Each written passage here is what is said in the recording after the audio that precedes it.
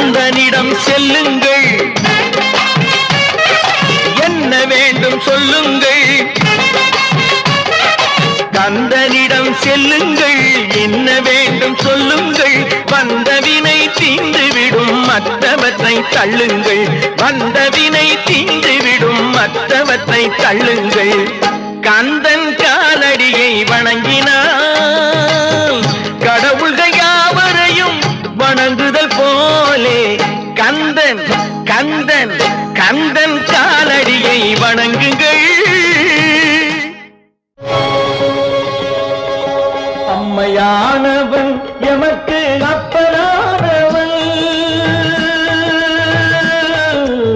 அம்மையானவன் எமக்கு அப்பனானவன்.